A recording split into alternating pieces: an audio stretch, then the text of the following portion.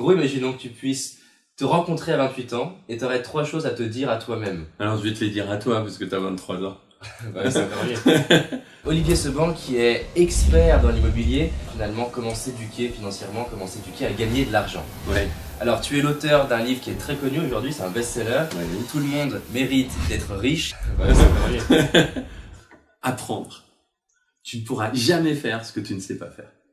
Ou alors tu le feras très mal. Donc, apprendre. Apprendre. Le deuxième, c'est croire en soi.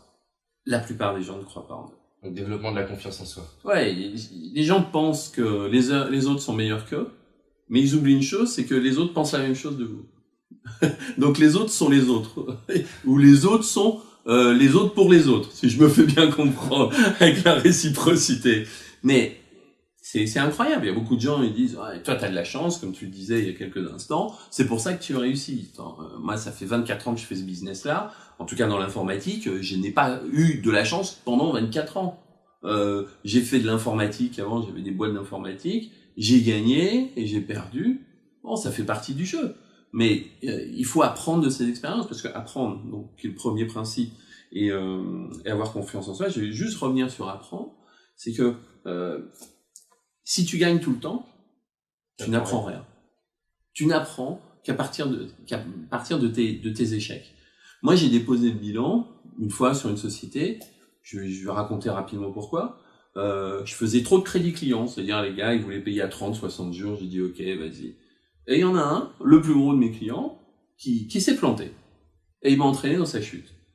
Et j'ai dit plus jamais de ma vie, ça m'arrivera. Et donc j'ai remonté une boîte puisque mes concepts fonctionnaient, je vendais, et j'avais pas de problème commercial. Mais j'ai dit tu payes avant et je te livre après. Et je n'ai plus jamais eu de problème d'argent. Enfin, j'en ai jamais eu. C'est quand même une belle clé par rapport à l'entrepreneuriat. Ça peut s'appliquer du coup à pas mal de business il faut, il y a faire payer avant.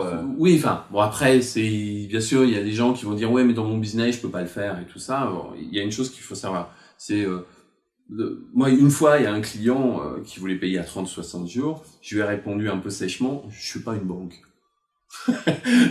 je suis pas une banque, donc si vous voulez du crédit, vous allez voir votre banque. Moi, j'ai déposé le bilan une fois à cause de ça, et j'ai plus jamais de ma vie ça m'arrivera. Je préfère devoir de l'argent plutôt qu'on m'en doive.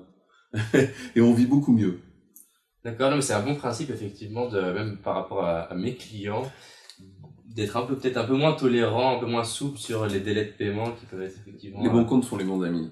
À partir du moment où quelqu'un te doit quelque chose, il ose, et puis qu'il a plus vraiment envie de le payer ou qu'il peut pas le payer, il a plus envie de te regarder dans les yeux.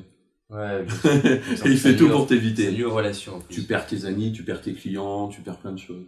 Donc les bons comptes font les bons amis, et les choses sont claires. Il n'y a pas d'ambiguïté. Donc alors la première chose c'est finalement d'apprendre, ouais. D'être continuellement en train de rechercher comment je pourrais faire quand je sais pas, ouais. et d'apprendre quand je me suis cassé la gueule et que je me suis pris une baffe par la vie. Quoi. Voilà. De me dire ah tiens c'est intéressant, qu'est-ce qui s'est passé? Et la troisième chose, c'est ton principal objectif, un de tes principaux objectifs dans la vie, c'est d'être le meilleur. Dans les meilleurs. Ok? Si vous jouez au tennis, bon, vous serez peut-être pas Federer, mais si vous visez déjà, vous jouez dans un club où votre but c'est d'être dans le top du club, déjà c'est un bon objectif. Après vous passerez à un autre niveau. Pourquoi? Parce que ça permet de sortir souvent de ce qu'on appelle la zone de confort. La zone de confort, c'est la zone où on évolue, où on est à l'aise, et puis en fin de compte, c'est tellement facile parce qu'on est à l'aise, on se met pas en danger. Et on progresse quand on se met en danger. Alors après, il faut savoir se mettre en danger, il faut pas faire non plus n'importe quoi. Un danger qui est acceptable, mais en tout cas, c'est un truc qu'on n'a jamais fait, quoi. Votre avenir, il est pas dans votre zone de confort, il est au-delà de votre zone de confort. Il est derrière ces frontières-là. Si vous restez que dans votre bulle, bon, vous allez vivre peinard et puis il va pas se passer grand-chose. Donc, en fait, là, ce que tu dis, c'est que bon, déjà pour évoluer, vraiment progresser, il va falloir sortir de sa zone de confort. Mais pour arriver à en sortir, il faut avoir un but, un objectif qui est grand. Ça, il est clair que avoir des objectifs, c'est le maître mot, je dirais, du développement personnel, sans mettre de consonance mystique sur le terme. C'est se développer soi-même, que ce soit financièrement, psychologiquement. Mais il faut se développer, il faut apprendre, on en a déjà parlé, et avancer.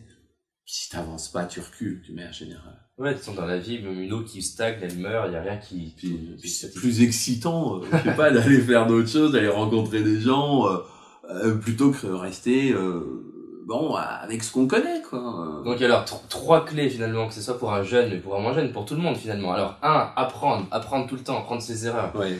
La deuxième chose, vraiment de croire en soi, croire en ses capacités, croire en son talent, croire en fait que déjà c'est possible, les choses sont possibles.